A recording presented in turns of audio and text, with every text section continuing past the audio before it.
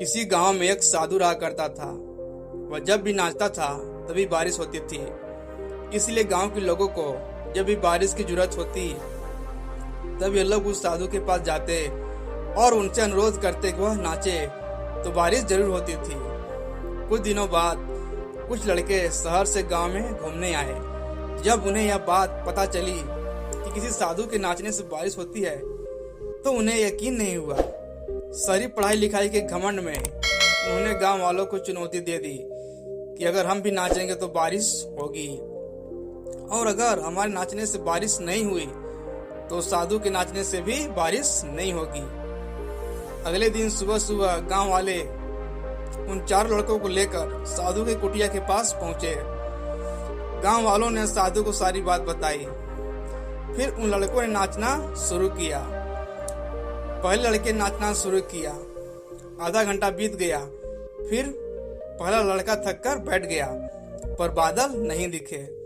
कुछ देर बाद दूसरे लड़के नाचना शुरू किया और 1 घंटे बीत गए, कुछ नहीं हुआ।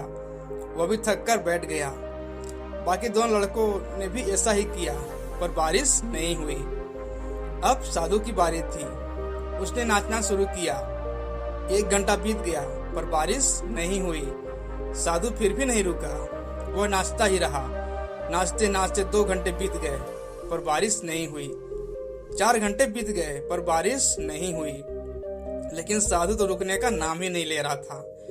धीरे धीरे शाम ढलने लगी कि तभी बादलों की गड़गड़ाहट सुनाई दी और थोड़ी देर बाद जोरों की बारिश होने लगी। यह देखकर 4 लड़के दंग रह गए और तुरंत साधु से क्षमा मांगी। फिर 4 लड़कों ने साधु से पूछा, बाबा भला ऐसा क्या हुआ कि हमारे नाचने से बारिश नहीं हुई और आपके नाचने से बारिश हो गई? साधु ने उत्तर दिया, जब मैं नाचता हूँ तो 2 बातों का ध्यान रखता हूँ।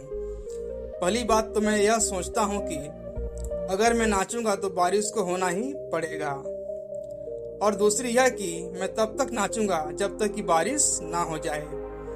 इसलिए अगर हमें सफलता हासिल करनी है तो इस साधु की तरह ही लगन से अपने लक्ष्य को प्राप्त करना होगा। कहानी कैसी लगी कमेंट करके जरूर बताएं।